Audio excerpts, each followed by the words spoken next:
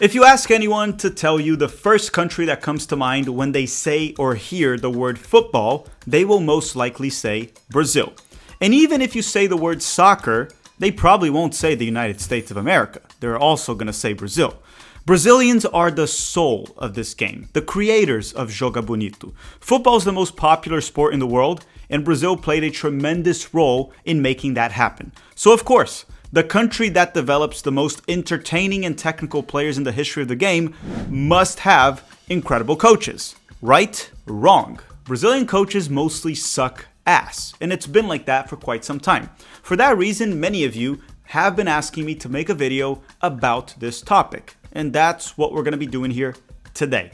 Hello. If you're new here, I'm Filippo, and welcome to Chapéu Football, the best YouTube channel when it comes to coverage of Brazilian football in English. Trust me, it's the best one. And today we're going to be diving into the Brazilian coaching crisis. And don't get me wrong, there are plenty of other countries that have similar issues, like England. They have terrible coaches themselves. The United States of America, where I live, they also have terrible coaches. And then you have countries like Argentina, the Netherlands, Portugal, and Germany that very often have great coaches. The Brazilian national team has been underperforming for nearly 2 decades, and it's mostly due to mediocre coaches being in charge, and obviously terrible leadership from CBF, the federation, and very little to do with talent, because when it comes to player talent, it's still there. Despite the bad generation that Brazil had from 2010 to 2015, they should have won a World Cup by now or done a lot better than they have, like getting knocked out in the quarterfinals multiple times. So today I want to dive into the evidence that Brazilian coaches aren't good, the problem, which is essentially the reasons, and then last but not least, I want to dive into possible solutions. That is, if there is any. And also, sometimes you don't have to solve the problem, like making Brazilian coaches better. Maybe you can't solve that. So what you do is you hire a foreign coach, which many clubs in Brazil have been doing that. We're going to talk about that in the video. Maybe that's what the national team should do. Now, what you can do to help the channel is hit the like button right now, comment who is the greatest Brazilian coach of all time, and share this video with your mom, dog, cat, or that person that you don't like. Oh, and you can also activate English subtitles here on YouTube, and you may also activate Portuguese subtitles on YouTube for free. All right, so just do that. It should be somewhere here down below. All right, let's begin the episode. So despite all of the success that Brazil has had in the 60s, 70s, 80s, 90s, and even early 2000s, the Brazilian coaches were never really tactical geniuses, right? We can talk about a long list of coaches that were successful, like Scolari or Felipão. Dunga wasn't really successful, but he coached the national team. Carlos Alberto Parreira, Zagallo. They were never really tactical geniuses. They had a strong leadership, a good defensive structure, and they let the players play. And obviously all the talent they have led them to glory. Now, of course, there is a case to be made that Tele Santana was a great Brazilian coach, but that was back in the 80s and 90s. The coaching crisis has become more of a major issue over the past 20 years or so for Brazil. And I'm not here to take away credit from anything that they have accomplished. During their time, during their peak, these coaches did a tremendous job. But let's call a spade a spade.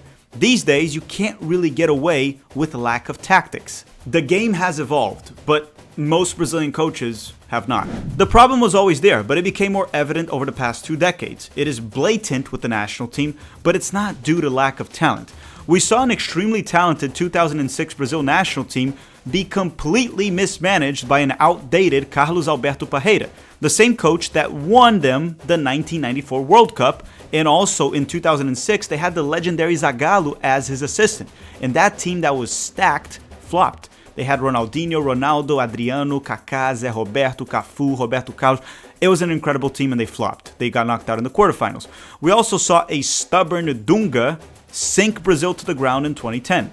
After that, in 2014, Felipão, also known as Scolari, was meant to be the savior to bring back the World Cup to Brazil in a World Cup that they were hosting, since he was the coach that won it in 2002. But instead, he led the Seleção to the most embarrassing moment in its history with a 7-1 loss to Germany at home. That one is still fresh in my memory. And sure, you can come up with a few excuses. He lost Neymar, their best player in the quarterfinals. Thiago Silva, the captain, was suspended. But again, the guy had no plan. He lost two of his best players, and he just switched 6 for half a dozen. He had no backup plan, no strategy, no tactics. Clearly, he didn't scout Germany, and that's what ultimately led to that embarrassment, the 7-1 loss. Brazil had a good enough team to compete with Germany. Germany was better and probably would have advanced anyway, but the 7-1 loss was because of terrible coaching. Now, there were other Brazilian coaches that flopped along the way, like Mano Menezes, but then there was Tite, where Brazil was much more stable and honestly quite dominant in South America, especially in World Cup qualifying. But Tite is also not a good coach, in my opinion. His positional play tactics kill the fluidity of his teams. The lack of feel for the game in crucial moments also was quite evident. You saw that against Croatia and against Belgium in the 2018 World Cup. And honestly, he's kind of coward as a coach. They're all blatant weaknesses that led Brazil to getting sent home 2 World Cups in a row in the quarterfinals, essentially by the first European nation that they faced with similar or lower talent but better coaching. We had Belgium in 2018 and Croatia in 2022. I won't dive into the details, and it's not all on the coach, it's not all on Tite, but a lot of it is. Now you see, despite all of that, I only woke up to the fact that Brazilian coaches sucked around 2019 to 2021. And I started thinking about it a lot. I had to stop looking into the national team for a bit and look more within domestic soccer, the clubs. That was the wake-up call for me. I mean, I should have noticed that much earlier, but it was with the clubs that I truly woke up. That's when I took the red pill, right? Or is it the blue pill? Red pill, blue pill? Now I don't know. But to my point, back in 2019, an in-crisis Flamengo hired a Portuguese coach called Jorge Jesus. They were not doing well at the time. But even though he took over mid-season, he led them to win the Copa Libertadores, something Flamengo hadn't won since 1981 with Zico. And Jorge Jesus also won the Brazilian League with them in 2019, something Flamengo hadn't done since 2009. So he led them also to win a state tournament in early 2020 and ended up leaving for Benfica, where they would go on to invest 100 million euros on player signings upon his arrival. And even though they invested all that, he flopped in Portugal. You see what happened there? He was in Brazil with Flamengo, and he did tremendous work. It was incredible with Flamengo. That Flamengo team was flying and dominant at the time. If you remember, you remember. And then he goes to Portugal. Benfica injects 100 million euros into his squad, and he flops. In Brazil, the dude looked like prime Pep Guardiola. And then he goes to Portugal, where they have better coaches, and he flops with a better team and more investment. But hey, maybe that was just a coincidence. I can't say the Brazilian coaches are worse because one Portuguese coach was successful. But wait, there is more. Let's talk about another Portuguese coach from my team, Palmeiras. His name is Abel Ferreira. He took charge of Palmeiras in November of 2020, and at the time of this recording, he is still with Palmeiras. So roughly less than 5 years later. And in my honest opinion, he is the best coach Palmeiras has ever had. During this time of less than 5 years, he managed to win 2 Copa Libertadores, 2 Brazilian League titles, 1 Brazilian Cup, 3 state tournaments in a row, and the list goes on. And I want to say this, I visited Palmeiras back in 2023, the training facilities. I even met Abel Ferreira, I met Hendrik, and I talked to a lot of the people that work within Palmeiras. And they told me, and they've worked there for like 20, 30 years. They do tremendous work.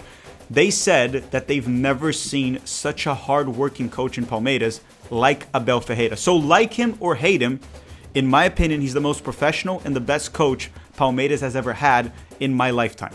I truly respect the guy. But Filippo, that's still just 2 coaches, and they coach 2 gigantic clubs in Brazil. What are you saying is not really relevant? Is that so? Let me talk about a few statistics with you. Well, it seems like the clubs in Brazil noticed what I noticed. For example, according to Bola VIP, from 2003 to 2018, we had 17 foreign coaches in the Brazilian First Division, total across 16 years. That's roughly 1 foreign coach per season. Now, in 2019 to 2023, which is 4 years, we had 37. So in 1/4 of the years, we had more than twice the amount. And those numbers are going up. And you may be wondering why. I told you, Brazilian coaches mostly suck. They're not very good. the foreign coaches are better. Now, not every foreign coach, of course. There are good coaches in Brazil. But for the most part, hiring a foreign coach seems to be one of the many formulas of success in Brazilian football these days when it comes to the club level. And listen, from 2019 to 2024, Brazilian clubs won 6 Libertadores. All 6 of them. They dominated the region. 4 of them were led by Portuguese coaches. Flamengo in 2019, Palmeiras in 2020, Palmeiras in 2021, and most recently Botafogo in 2024. Now, from 2019 to 2014, the same applies to the Brazilian League. Obviously, we had 6 winners that were Brazilian because only Brazilian clubs play there, but 4 of those were Portuguese coaches. From 1960 all the way to 2018, we had 0 foreign coaches win the league because we didn't have many of those. But now, we had 4 of them win in 6 years. It also proves my point that back in the 80s, 90s, and even early 2000s, the Brazilian coaching crisis wasn't really there. It's because the coaches never really evolved, they didn't really study the game and improve, that eventually it caught up to them. We're going to talk about that in the next section of this video. I'm getting ahead of myself. So with everything that I've said so far, are you convinced that Brazilian coaches are not good? They're outdated, and just to use and be blunt about it, they suck. And sure, you can mention Dorival Jr. and his success with Flamengo in 2022, winning the Libertadores in the Brazilian Cup, and Fernando Diniz with Fluminense in 2023, winning the Libertadores, even though he kind of crashed out right after and got fired. I mean, it happens a few times here and there. But the point is that despite having more Brazilian coaches and being in their own country, the foreigners have clearly been more successful over the past 5 to 6 years. Fortaleza, for example, is one of the most well-coached teams in Brazil, and they're coached by Juan Pablo Voivoda. I think that's how you pronounce it. He's an Argentine coach, and he coaches them right now. He still coaches them. He took over in 2021, and he led them to qualify to their first ever Copa Libertadores, and they've been quite good since. He's done tremendous work. By the way, Argentine coaches are better and far more successful than Brazilian coaches in the modern game, like Diego Simeone, Mauricio Pochettino, Bielsa, Hector Cooper. I hate to say it, but that's where Argentina is much better than Brazil right now. Not the players, the coaching. And it's been like that for quite some time. The reason Argentina has enjoyed more success than Brazil lately, it's mainly 2 reasons. Coaches, they have better coaches than Brazil, and Messi. That's it. Let me ask you, can you name any successful Brazilian coach in Europe? Any that has actually done very well in any top league? I mean, we had Scolari with Chelsea. He didn't do great. Vanderlei Luxemburgo with Real Madrid also didn't work out very well. And don't really bring up the language barrier that Brazilian coaches don't really speak Spanish or English or German. If that was an issue, we'd have Brazilian coaches dominating the Portuguese league and not the other way around. Plus, it doesn't really seem like language is an issue for the Brazilian players.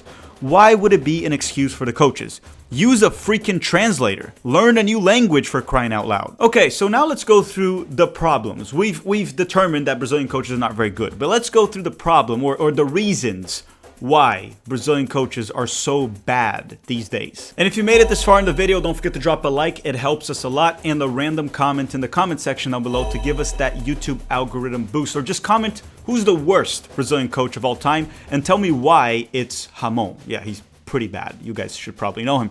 So I'm going to give you now 3 reasons why I believe there is this coaching crisis going on in Brazil. The first one is a little controversial, and I think it's due to culture. And understand, the Brazilian soccer culture is a 2-edged sword. It's the main reason why Brazil develops so many good players, but it's also one of the reasons why the coaches are so bad right now. Just my opinion. I think that culture is a big issue. And I want to quote a very well-known Brazilian coach that is actually very successful in Brazil, called Renato Gaúcho.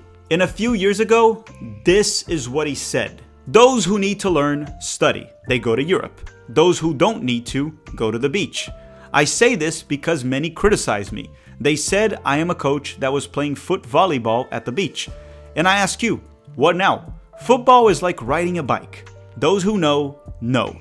Those who don't know, go study and learn in Europe. And I know that's only one coach saying that, but that kind of shows the arrogance of Brazilian coaches of just thinking that they know better. At the time, I think Renato had won the Libertadores with Grêmio, and then he said that. The arrogance that you don't have to study, that you don't have to learn how the game has evolved is a big issue with Brazilian coaches. And sure, that's just one coach, but many of them share that same thought. They're just not outspoken like Renato Gaúcho is. I'm pretty sure Joel Santana said that once. He said something like, he coached South Africa, and he said something like that the world has to learn from Brazil, the coaches, and not like the Brazilian coaches have to learn from the world because we won 5 World Cups. Yeah, but we haven't won a single World Cup in over 20 years. And if you really look into the quote that I read from Renato Gaúcho, he's essentially saying that you either know soccer or you have to go study because you're a dummy. And I have nothing against Renato, it's just that that quote was a perfect illustration of the arrogance of Brazilian coaches that believe that they simply know better. I could give you many other examples, but I said what I said. My point has been made. And understand that the culture is slowly changing. There are more Brazilian coaches open to studying and learning and evolving than, let's say, 10 years ago. But it's a slow process, and there's a lot that has to be addressed and fixed. But you know what? That brings me to lesson number 2, because lesson number 2 impacts lesson number 1. And another issue with Brazilian coaches right now, or Brazilian football and coaching, is the lack of good coaching education. Let me explain. Now listen, Brazilian coaches can, and many have gone and learned in Europe, done the UEFA licenses and courses and whatever.